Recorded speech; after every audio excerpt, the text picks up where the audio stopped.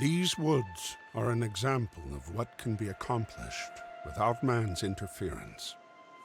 This forest, away from any town or communal society, is as untouched by man as any mass of green can be. It would be easy to mistake an area like this as a place of solitude and silence. That is not the truth. Here, there is no substantial evidence of civilization, but that does not mean it is without life. Wind and water fill the amphitheater with motion and meaning. Endless chatter of woodland beings permeates within this arborous cathedral. These are not idle conversations. It is an opera, a symphony, a concerto of unification, perfectly executed by design. There is no explanation for how these beings coexist. There is no reason to know why. Within these trees, among these streams, life is, and that is good enough.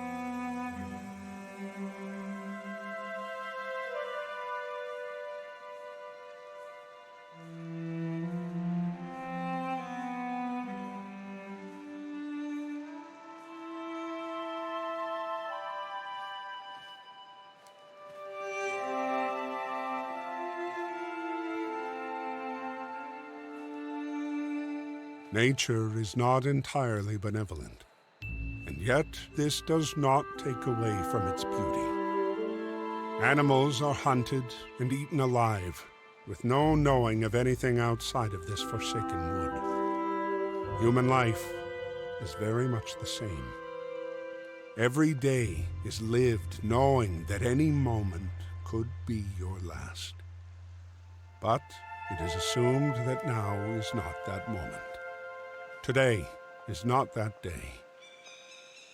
There is a desire to strive for significance, but in the end, every day ends just the same. These vicious beings live doing what they must do to survive, even if it means the end of another creature's life. Does this make them any different than the small rodent burrowing its home within the confines of a tree to seek shelter from the outside world? Even something as beautiful as a flower can be subjected to draining the essence of other greenery to stand a little bit taller and glow a little bit brighter. There is a cruelty in nature that brings about destruction, and yet this forest still stands. Life carries on, even if it's not the life that came before.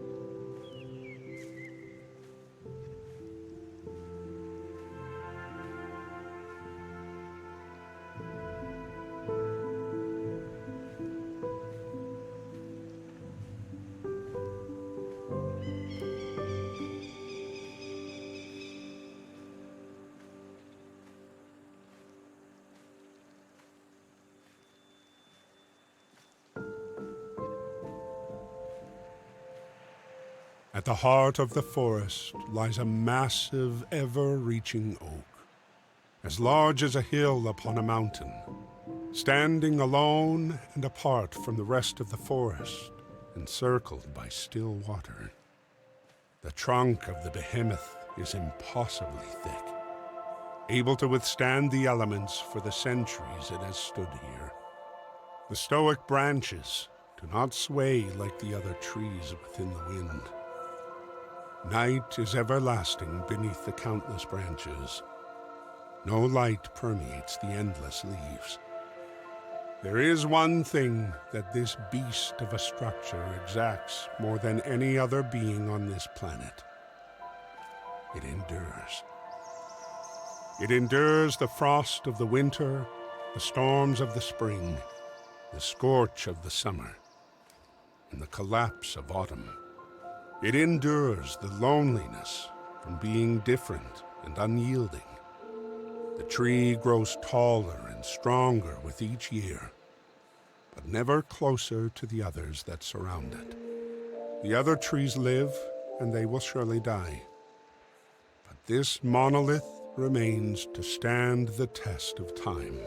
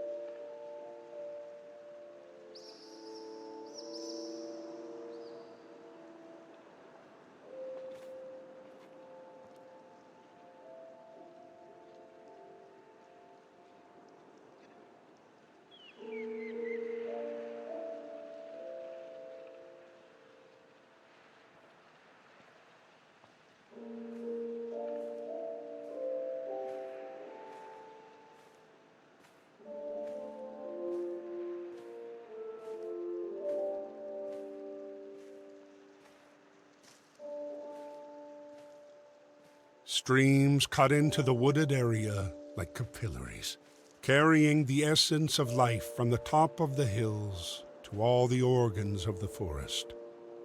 The streams swiftly scour the mountainside to ensure the continuation of this Eden, ceaselessly palpitating the blood of the earth. Unlike a standard circulatory system, the cycle of this network of vitality does not return to its source. It only travels downward into the endless expanse of the sea, to nevertheless return as droplets in the rain. Following the streams is a sure way to reach the colossal peak, if one were not to worry about the definitiveness of gravity.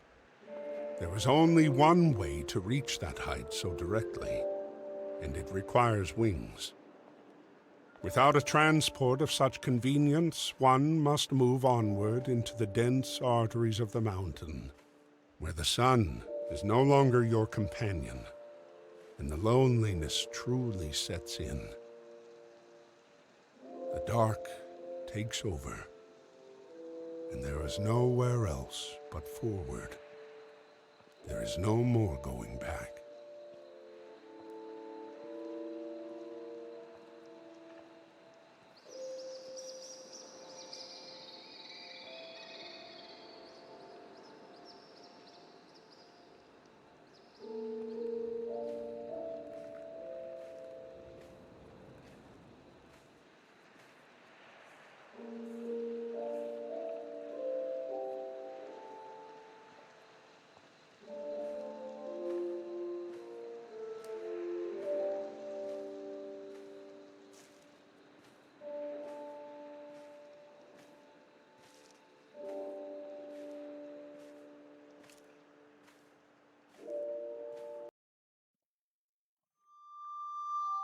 Darkness overtakes those who enter this realm of wet and stone.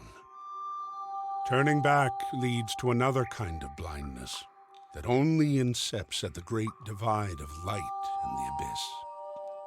It is better to become accustomed to the dark on our journey within, The only way to reach the highest peak is to descend into the deepest parts of ourself, far within the mountain.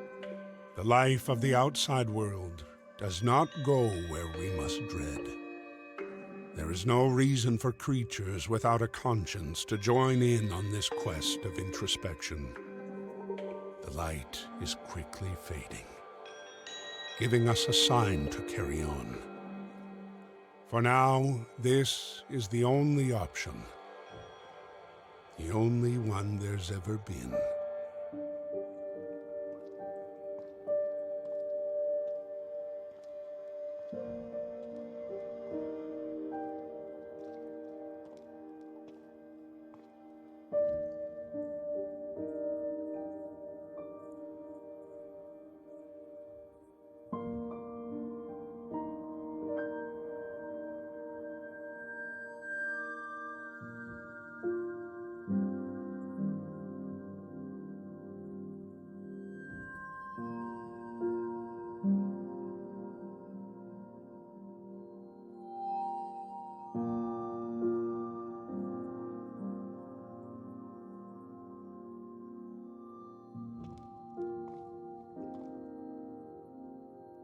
This seemingly vacant corridor within the chasm consists of a series of interconnected tunnels, winding inward and outward.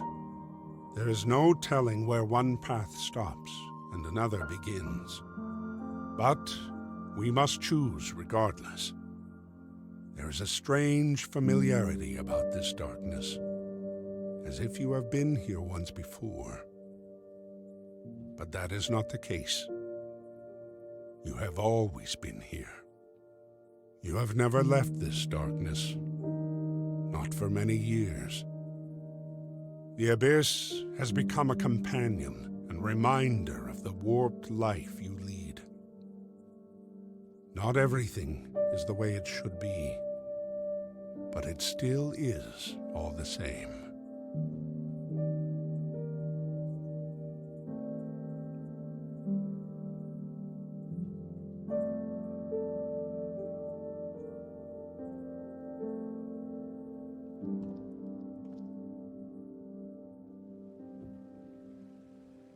The silence of the deep has now been broken. What once was a faint drip has now become a bellowing beat of a heart of stone, distilling the essence of life before sending it throughout the tumultuous cavern. The pounding echoes within your mind until there is nothing left but the sound and the feeling of undeniable existence pushing forth. It has been ages since someone met with the pulsating rock. The visions granted by this enchanting boulder bears witness to your own faults. These jaded memories are not left forgotten and are carved into the walls to stand the test of time.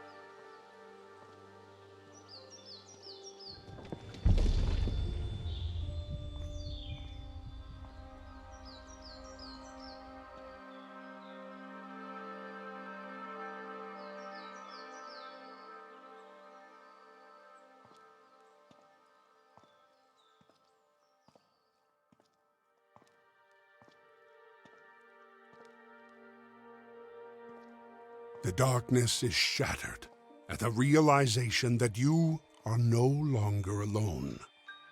Nature's light sources fill the void like tiny bonfires, providing warmth and safety from the dark.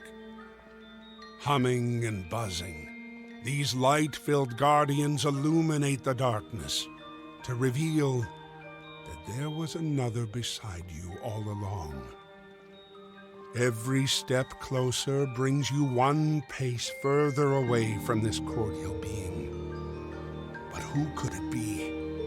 In this eternal landscape of dark, only shown through the kindness of the torch-bound insects, with a shape so recognizable and so familiar, there is no mistaking the importance of a being such as this.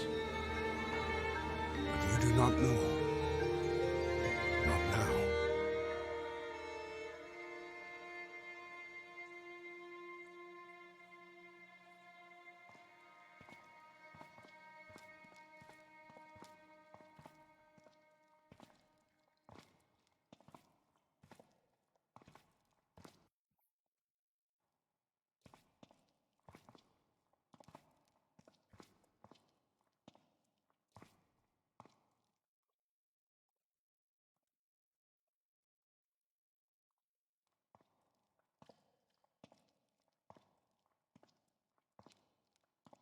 A stark beam sits ever so strongly in the distance. Could this be the final terminal before taking off into the sun? The ever-longing vent that exceeds this darkness, that brings light into the memories so willing to fade. No, this is not the end. Not here. There is still more to witness. Fill your mind with luminosity. Steel your soul with what was taken by the abyss. Hold on to your dream and evoke the past. For remembering is all that is left for a being so broken and afraid of what is yet to come.